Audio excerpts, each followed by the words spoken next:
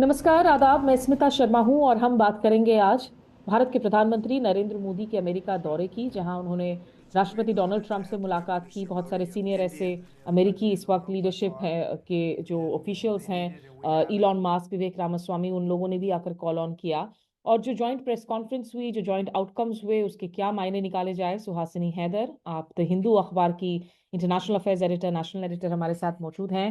सुहासिनी, अगर सबसे पहले मैं शुरुआत कर सकूं कि इस विजिट की आप टाइमिंग को कैसे देखती हैं, इसकी सिग्निफिकेंस को आप कैसे देखती हैं इन टर्म्स ऑफ ऑप्टिक्स, या जो बॉडी लैंग्वेज नजर आया मुलाकातों के दौरान डोनाल्ड ट्रंप और नरेंद्र मोदी के बीच। स्मिता, मुझे जरूर लगता है कि जो प्रधानमंत्री नरेंद्र मोदी का जो दौरा है यूएस में, हालांकि 24 घंटे का है, और उनके जो मुलाकात यूएस प्रेसिडेंट डोनाल्ड ट्रंप के साथ हुई है, एक तो ये दिखलाता है कि दोनों नेताओं के बीच में किस तरह का आपसी संबंध है। एक पर्सनल बॉन्ड है, वो दोनों को इतने साल से जानते हैं और दोनों ने इसका जिक्र भी किया था। दूसरा, ये जो दौरा है प्रेसिडेंट ट्रंप के स्वेरिंग इन के एक महीने के पहले खत्म होने से पहले ही प्रधानमंत्री को बुलाया गया है वहां वॉशिंगटन में। हालांकि ये जरूर है कि तीन और नेता इनके पहले थे, जो इजराइल के प्राइम मिनिस्टर, वहां जापान के प्राइम मिनिस्टर, जॉर्डन के जो लीडर किंग हुसैन है, उनको भी पहले बुलाया था। लेकिन ये इंडिया को हाईलाइट करता है, भारत को हाईलाइट करता है कि उनको अभी बुलाया गया है। और आपने देखा होगा, प्रेसिडेंट ट्रंप एक अलग तरह के नेता हैं, तो उनके लिए जो ऑप्टिक्स होती हैं, जो पहले पहुंच जाते हैं, जो पहले मीटिंग्स होती हैं, उनकी एक दूसरी अहमियत होती है। तीसरी बात यह है कि मुझे लगता है कि प्रधानमंत्री नरेंद्र मोदी ने इस तरह से प्रेस के सवाल शायद कभी ही ले हो जब से वो प्रधानमंत्री बने हैं, और जब वो बाहर दौरा करते थे, वो शायद एक या दो प्रश्न जो पहले से ही तय थे वो लेते थे। लेकिन प्रेसिडेंट ट्रंप को शायद नकारना बहुत मुश्किल होता है, और उन्होंने खुद जैसे प्रेस कॉन्फ्रेंस को कंडक्ट किया और सारे जो प्रश्न थे उन्होंने लिए थे। तो कुछ ऐसे भी सवाल थे जो शायद प्रधानमंत्री को पसंद ना आए हों, लेकिन इस तरह का प्रेस कॉन्फ्रेंस मैं जरूर सोचती हूँ कि एक नई चीज है। और जो जिस तरह से दोनों लीडर्स ने एक दूसरे के साथ बातचीत की, मुझे लगता है कि भारत की अहमियत ट्रंप के मायने में और यूएस के अगले 4 सालों के लिए काफी दृढ़ हुई है। उस प्रेस कॉन्फ्रेंस के कुछ स्पेसिफिक क्वेश्चंस पर हम थोड़ी सी देर में चर्चा करेंगे, लेकिन उसके पहले इन टर्म्स ऑफ आउटकम्स मैं चाहूंगी, क्योंकि इस पूरी मुलाकात में जाहिर सी बात है, जो हम लोग एक्सपेक्ट कर रहे थे कि ट्रेड पर बहुत ज्यादा जोर रहेगा, और साथ ही साथ डिफेंस पर भी काफी ज्यादा जोर देखने को मिला।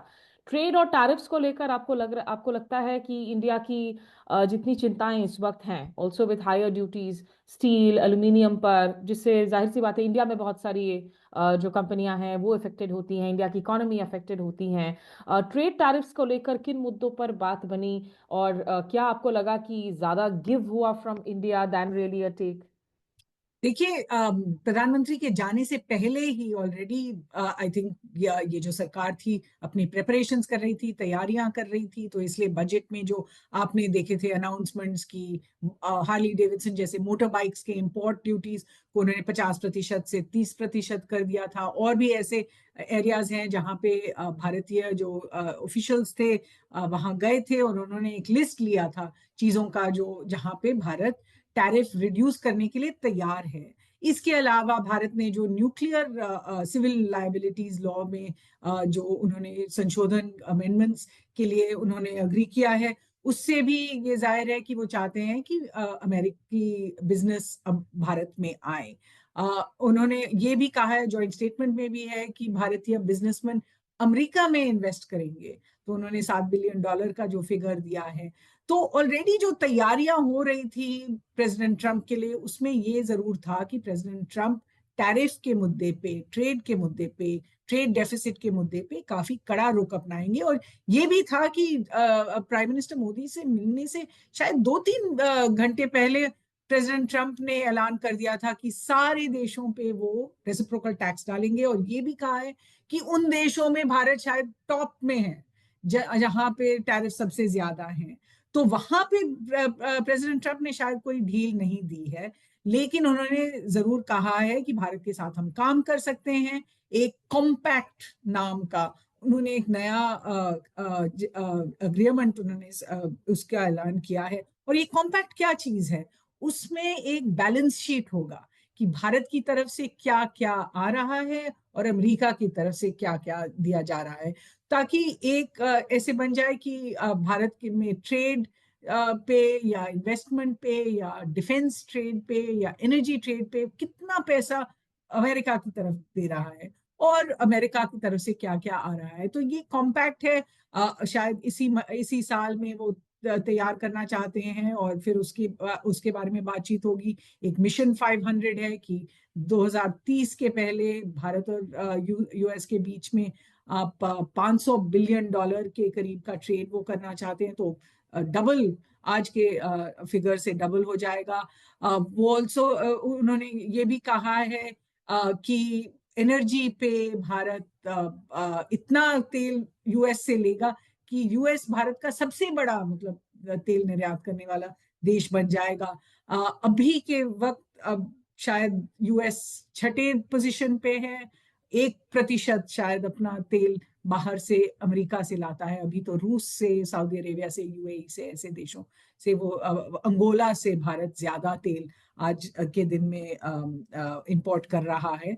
और फिर वो डिफेंस की भी बात हुई कि भारत किस तरह से डिफेंस इक्विपमेंट खरीदेगा यूएस से। तो मुझे लगता है इस वक्त जो अमेरिका ने सोचा है भारत की तरफ से कि ट्रेड को एक कंसोलिडेटेड अमाउंट बना दें, कि जो एनर्जी में भी डिफेंस में भी भारत खरीदेगा और उसको ट्रेड के साथ एक तरह से बैलेंस कर पाए।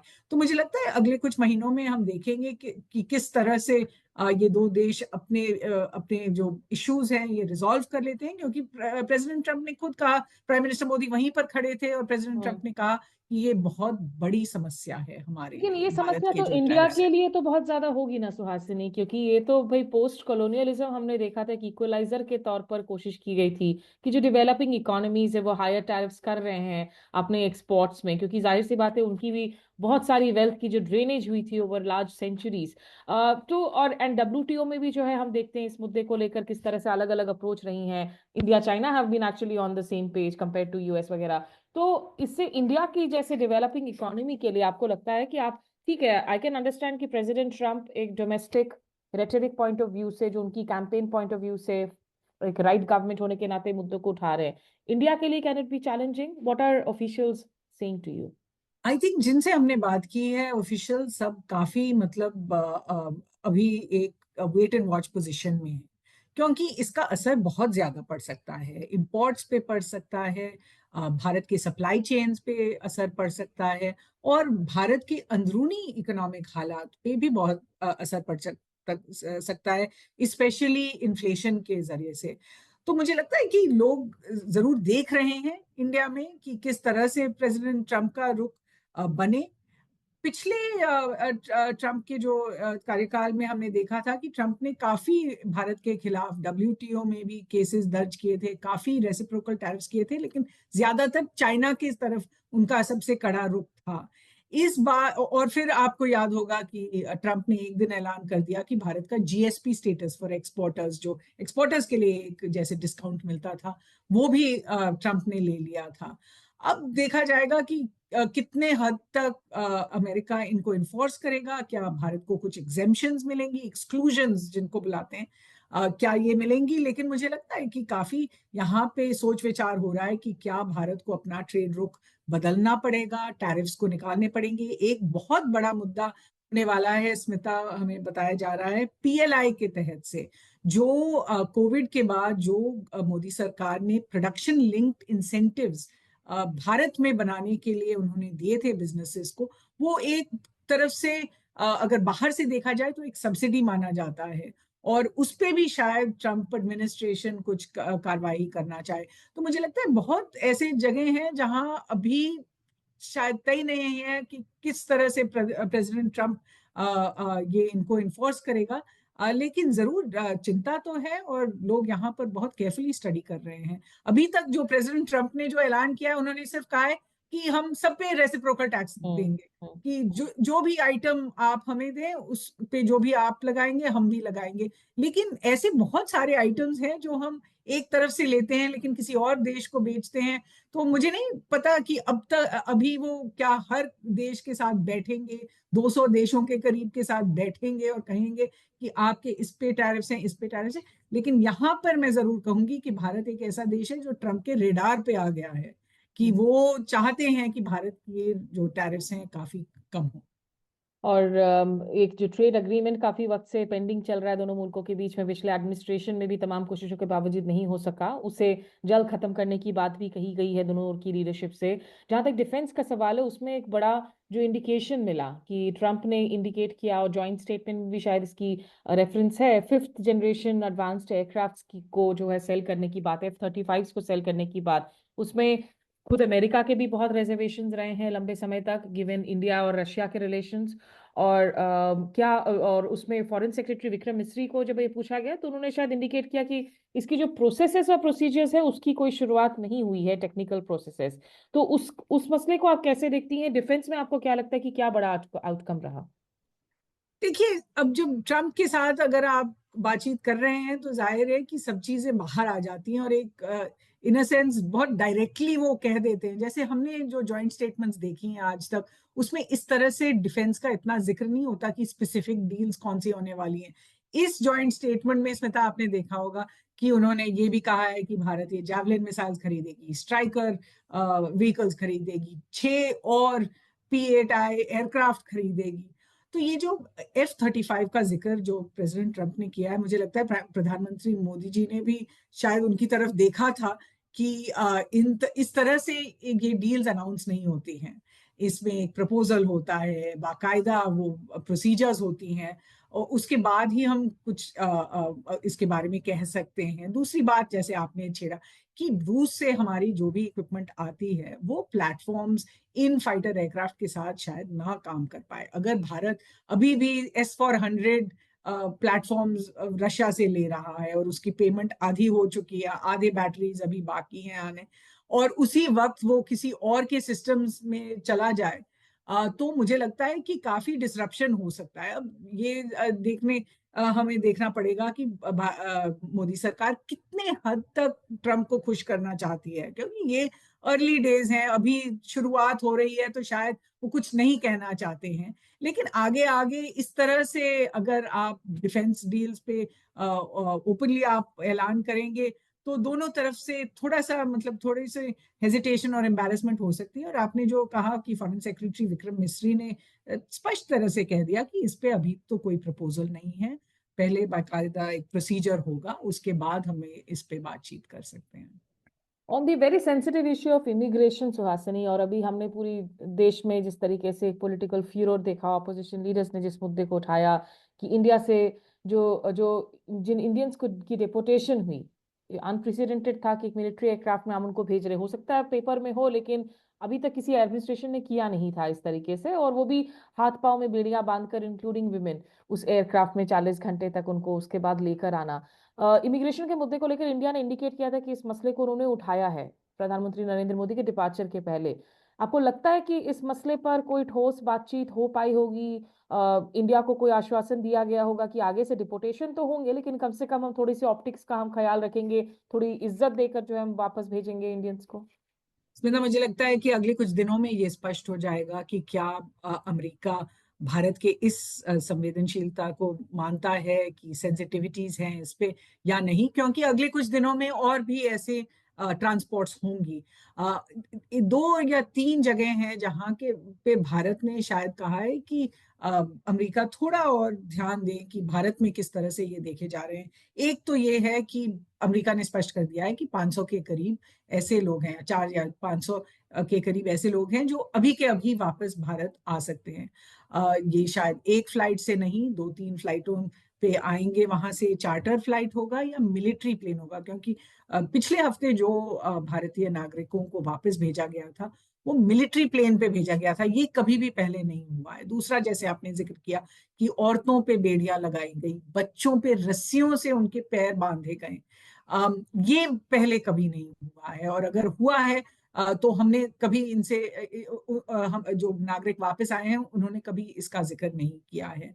तीसरी बात ये कि भारत की तरफ से उन्होंने कहा है कि हमने कंसर्न्स रजिस्टर किए हैं कि क्या उन्होंने प्रोटेस्ट नहीं किया है, ना डिमाश किया है, ना प्रधानमंत्री ने कहा है कि उन्होंने किसी तरह से इन नागरिकों की का जो हालात है उसका जिक्र उन्होंने प्रेस कॉन्फ्रेंस में तो नहीं किया था। उन्होंने कहा कि जो नागरिक भारतीय हैं उनको हमें वापस लेना ही पड़ेगा। वो अगर यहाँ अवैध तरह से किसी और देश में है हम उनको वापस ले लेंगे। दूसरा उन्होंने कहा कि एक पूरा इकोसिस्टम है जो इनको यहाँ से ट्रांसपोर्ट करता है, उस इकोसिस्टम के खिलाफ भारत और यूएस एक साथ जुड़ के वो उसको खत्म करेंगे। तो मुझे लगता है कि अगले कुछ हफ्तों में हमें पता चल जाएगा, क्योंकि 400-500 तो ऐसे हैं जो अभी शायद वापस आ जाएं। और अगर आप आईसीई जो अमेरिकी एजेंसी है आईसीई को आप देखें उनके वेबसाइट पे तो स्पष्ट तरह से लिखा है कि 24,000 ऐसे भारतीय हैं जिनको इमिग्रेशन वायलेशंस पे डिटेन या चार्ज किया गया है। इसके अलावा फ्यू सर्वे ने आईसीई के जो फिगर्स आंकड़ों को देख के एनालाइज किया है, उन्होंने कहा है कि 7,25,000 भारतीय अभी भी हैं वहाँ अमेरिका में जो अनडॉक्यूमेंटेड है। तो उनके शायद उनके खिलाफ भी शायद कार्रवाई हो सकती है। मुझे लगता है अगले कुछ हफ्तों में ये तो पता चल जाएगा कि क्या अमेरिका इसके लिए राजी है कि लोगों को बेड़ियों में ना भेजें और इस तरह से मिलिट्री प्लेन पे उनको जैसे भेज रहे हैं वीडियोस लगा के। वीडियो पे उन्होंने एक तरह से उस पे म्यूजिक भी लगाया था और ट्विटर पे लगाया। इस तरह का जो रवैया है भारतीयों के तरफ आई थिंक हम हमें देखने को मिल जाएगा कि क्या इसको बदलना चाहेंगे। और ये वीडियो खुद जैसे आपने कहा आइस जो इमिग्रेशन का कस्टम्स इन्फोर्समेंट एजेंसी है उन्हीं लोगों ने रिलीज किया था और इसके बाद इतना हाहाकार मचा। Just last two question Suhasini, coming back to the press conference. एक क्वेश्चन जो गौतम अदानी को लेकर पूछा गया प्रधानमंत्री नरेंद्र मोदी को अमेरिकी जर्नलिस्ट की तरफ से, आपको लगता है कि जो मामले चल रहे हैं मिस्टर अदानी के खिलाफ और उसमें भी अमेरिका की प्रेस से कुछ आ रहे थे कि शायद उसे ईज आउट कुछ किया जा सकता है, क्या ये इशू एक तरीके से रिजॉल्व हो जाएगा? ये गवर्नमेंट्स के बीच में जो है इस पर बात होगी न? पीएम मोदी ने हालांकि कहा कि हम इंडिविजुअल्स को लेकर जो है मसले को नहीं उठाते हैं जब टॉप लीडरशिप मिलती है। स्मिता, आपने प्रधानमंत्री का जो जवाब देखा उस सवाल पे शायद उसमें थोड़ा सा वो उत्तेजित भी हो गए थे, क्योंकि जिस तरह से उन्होंने कहा कि हमारे हमारे लेवल पे जो नेता होते हैं, दो राष्ट्र के जो नेता होते हैं, इस तरह के इंडिविजुअल रिक्वेस्ट पे बात नहीं करते हैं। लेकिन इतना जरूर है कि उनके जाने से पहले ही प्रेसिडेंट ट्रंप ने ऐलान कर दिया था कि जो भी केसेस ये फॉरेन करप्ट प्रैक्टिसेस एक्ट के तहत जो भी रजिस्टर हुए हैं उनको रिव्यू किया जाए और जो नए वाले हैं उनको अभी प्रोसिक्यूट ना किया जाए।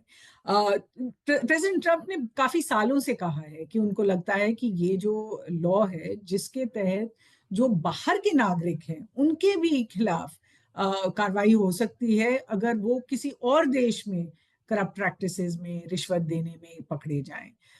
तो प्रेसिडेंट ट्रंप ने कहा है कि हमें कोई जरूरत नहीं है कि दूसरे देशों के अंदरूनी मामलों में दखल देने के लिए। और जाहिर है भारत की तरफ से तो ये वेलकम है कि अगर इनको प्रोसिक्यूट करना हो तो भारत में ही ये प्रोसिक्यूट हो।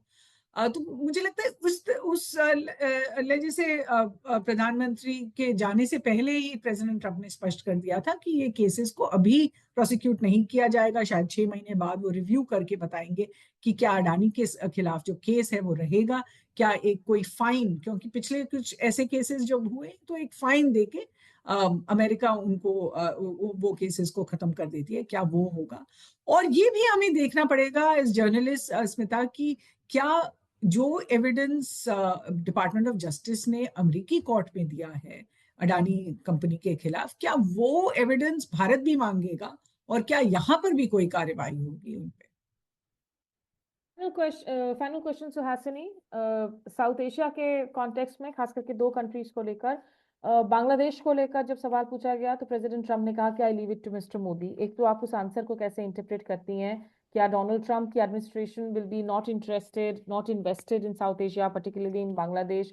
यूएस एड की कंस्पिरेसी थियरी को लेकर भी सवाल पूछा गया था, जिसे उन्होंने डिसमिस किया।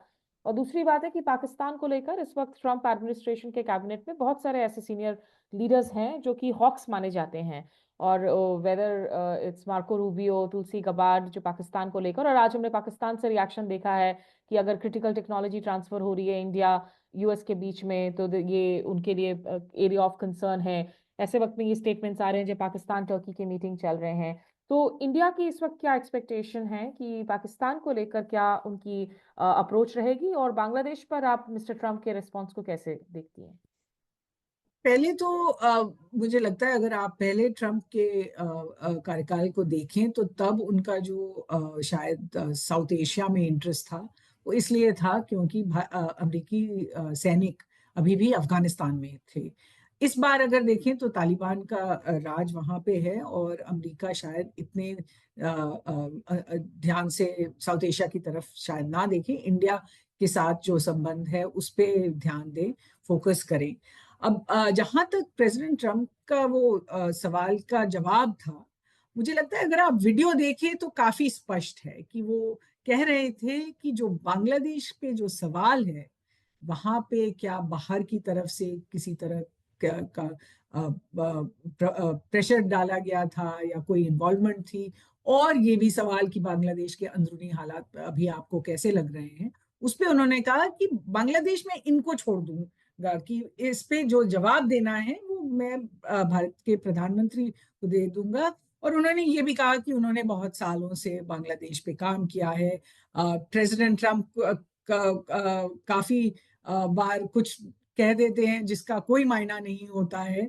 जैसे उन्होंने कहा कि बांग्लादेश पे तो चर्चा सैकड़ों साल से हो रहा है, लेकिन बांग्लादेश में 50 साल का ही देश है।